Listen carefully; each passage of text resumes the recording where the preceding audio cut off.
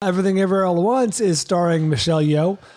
Is it Yeoh or Yao? I think it's Yao. Yeah, is it Yao? Yeah. Shit. Michelle Yeoh, Kei Hu Kwan, Stephanie. Might be Yeoh. Could be Yeoh. I'm pretty sure it's Yao. Stephanie Shu. It's spelled HSU, and I had a friend in college with that name, and it was pronounced she. So I'm going to say Stephanie She. No, it's Shu. That is Shu. Are you sure? 90%. I'm only telling you what my friend was. James Hong and Jamie Lee Curtis are in this film. 97% Rotten Tomatoes. I loved it. In theaters now. You can see this. Actually, so this is limited release. It goes wide as you hear this Friday, the 8th. Friday will be a wide release, and you can see this. And I recommend you do because I quite enjoyed Everything Everywhere All at Once. All right. Brian is doing it a disservice right off the bat. He's kind of downplaying it a little bit. I said I quite enjoyed it. Yeah, it's a really good. It's a really fun, really good movie. This movie, I think, might be an instant classic. Wow, really? Yeah, I liked it too. I don't love this movie. Not everything is for me with this movie. However, I think that I think this could be a runaway hit. I think that this movie is going to do Scott Pilgrim and Shaun of the Dead and Hot Fuzz to a lesser extent, like those three movies, like this could be all those movies in one. As far as interesting, this could launch the Daniels into everyone will walk by and see the Daniels and think, oh, it's a Daniels movie, not just you. Yeah, I don't know who or what that is. Non-traditional action hero, by the way, Michelle Yeoh.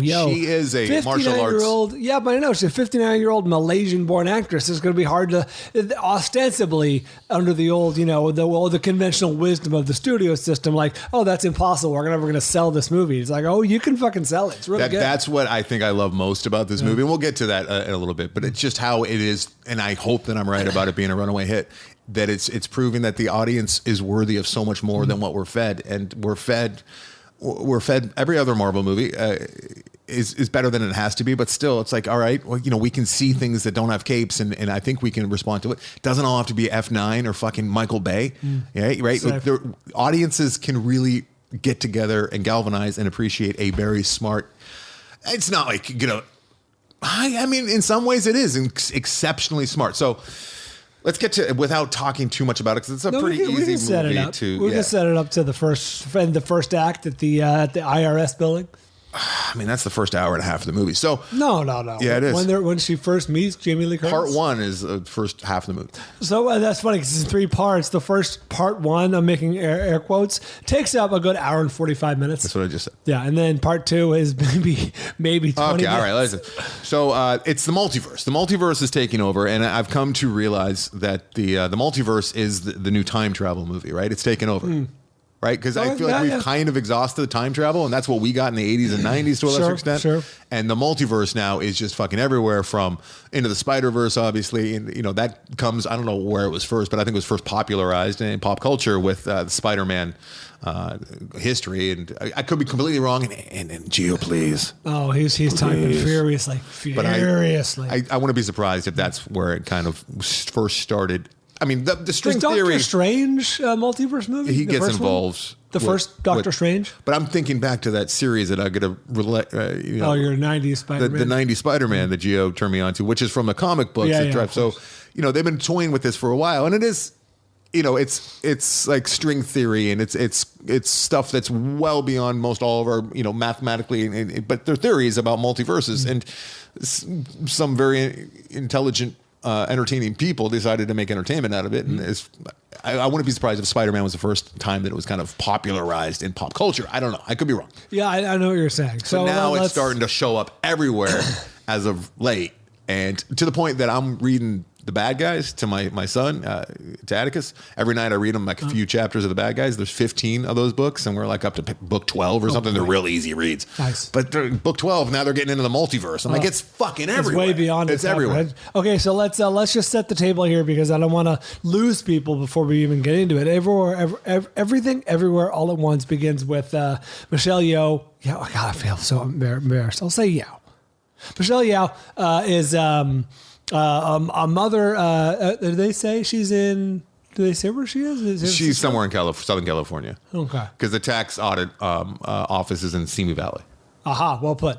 Okay, so yeah, so she's the matriarch of a family of immigrants. Her daughter is obviously born here. She's very Americanized, and there's some stress because they're living. I would imagine it's sort of a paycheck to paycheck situation. Well, they own it. That's a euphemistic term because they own a laundromat. They own a laundromat, to live up above with their elderly father and the managing the laundromat day to day, et cetera, et cetera. The daughter's, rebellious or to a certain extent, wants to break free.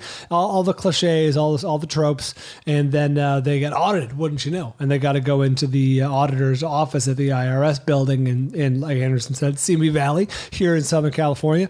And they go, and it's Jamie Lee Curtis, very Michelle Yeoh. Michelle Yeoh. I'm Michelle Yeoh. Michelle Yeoh. I'm gonna say yo. And so I was right. Nice. Okay.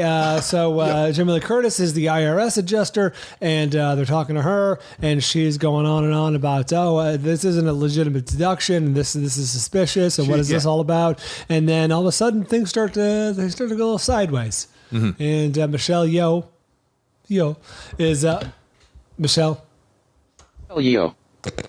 Michelle Yeoh. She becomes distracted, and her husband changes personalities quite quickly. Mm-hmm. By the way, the thing this movie does that is smart, they do what made Donnie Darko good, which is they under-explain. Like, they keep cutting back to, like, the husband in the other universe, like with the helmet and everything. Yeah, you got to be focused in, and you could get lost. Now that you can ascertain what's going on, but they never explain. It's going to be entertaining, even if you have no fucking clue what's going on. I think that could be a true statement because of the amount of martial arts and really good action sequences and fighting sequences where the stakes and the rules were set up. And they did a great job at setting up the rules so that we knew what was going on, even if it took a minute or some people might never get it, because it is asking you to think quite a bit more than a lot of movies, much like a lot of the Marvel movies do, right? But like I said, even if you can't follow along, I think you'll be entertained. And most people will be able to follow along, I think, and that's... I agree. I was able to follow along. So take it from there. That says a lot, yeah. But they do they being the Daniels, do a really excellent, it's really kind of masterful filmmaking because they don't explain much, but they show just enough that you're like, okay, I understand more or less what's going on. And it is a little bit convoluted, but as the farther you go, the more you're like, oh, okay, now I get that. Because it's this whole new set of rules and circumstances you're trying to figure out and like how things work. And you're absolutely right. They're not no clumsy exposition, which will be talked about quite a bit on the top 5 this week with our Revolties, which clumsy a lot exposition. Of the time the exposition is really one of my sticking points with a bad, poorly written script. So this one is like cheeky Matrix. I kept thinking of that while I was watching it. It's like a wonky Matrix almost, right? Self-aware Matrix. It has a lot of got a lot of Matrix going on. Similar themes going on with Turning Red. Yes, it does. Actually, I thought of that too several times. A lot of mother-daughter stuff. A little Bean John Malkovich in there. I already mentioned Scott Pilgrim with Adult Swim as well. And this is Awkwafina was actually supposed to be in the daughter role, which is interesting. Yeah, but she couldn't do it. It would have worked. It could have worked. I mean, you can't be 30 years old and a daughter of a 75-year-old woman. Isn't she in high school? Are they talking about her going to college? Because of who they cast, but I mean, she could have been. I don't like it. So this movie, while every single bit doesn't work, that's not fair to hold that against it because there are just so many bits in this movie. There's a lot going on. And I might be insane here, but I'm watching it and I'm thinking, okay, if they didn't do that and they kept it here, and if they shaved this movie down to 2 hours and lost a couple of the ridiculous bits, I'm talking about... longer than 2 hours? It's 2 hours, 20 minutes. Oh. If they lost, it flew by. There was like a raccoon without giving anything away. Like if they lost some of the more, I kind of like it. Yeah, for sure. I enjoyed the raccoon. The whole thing, all of the tone, I think works. Like they stuck that they nailed the tone. They were absurd where it made sense, and they even kind of alluded to it. Like there's a universe where the fingers. Here's the question that I have is like, is it too many? Do they go too far out there to be taken seriously at the end of the year? Because this is Oscar caliber. Oh yeah, this should be up for best original screenplay. This should be up for best picture, I think. And now it's very early in the year, but you can't say that. It's very early in the year, but this is a best picture worthy film, maybe without some of the goofier things. But maybe that. I mean, Look at Forrest Gump. I mean, him running across and growing a beard. I thought that was like a death nail, but it didn't detour the Academy. Like a Moonlight. Who knows? Yeah, exactly. Moonlight, where they're like actually in the ocean. Absurd. It's crazy. Crazy. Well, the waves, they didn't look real at all. Thank you. Yes, I wrote down in my list that this should be up for best original screenplay. Couldn't be a worse example of what I'm talking about. But it is worthy. It's a great movie, and it's like I alluded to, master filmmaking. This is I also like the way that, like you alluded to, they started off with so many multiverses, and then kind of whittled the way down to where they started focusing on maybe on like the ones that 4. mattered. Yeah, like did the thing they didn't lost, where like just the only crew members that mattered were, I mean, the only cast members that mattered were up front, and there was always like a bunch of other people that were on the plane, but we never heard their stories because they fell off. They weren't that important. Ernst. But it's enough to like kind of make your brain hurt because, you know, it's like when you get high and you talk about the universe, you want to know, but like when you talk about how the universe just never ends, man. And there's a lot of that. You're fatigued by the time this movie's over. It definitely took a lot out of me. But I am so like energized and happy to see a movie, and it wasn't a small independent movie. I mean, this movie had some money. Oh yeah. This is a big production. It is, aside from the limited storytelling, not really though, because in the main universe, all the action takes place in the IRS. It's building. akin to Mother in that sense, Aronofsky's Mother, where it all takes place in one house, but there's so much going on. This all takes place essentially in the laundromat or the tax office, right? And it's. Yeah, I'm very, very keen to see this movie do really well. I haven't been rooting for a movie like this in quite some time. And I hope that the audiences respond. I really do, because I've been yelling for a long time on this program that we deserve better, that the general public, going audience, movie-going audiences deserve to be challenged a little bit and deserve something better than the bullshit that we've been peddled. Well put. And I'll say this knowing that we just talked about how similar it is to so many other movies and multiverse stories, but original. This is an original property, original screenplay. Like, I'm so glad to see, like, I didn't have no frame of reference of what to expect. Can you imagine if we had never seen a storyline that involved the multiverse? Like, this might be mind blowing. Yeah, we might walk out just with like empty heads. Like it would just be swirled.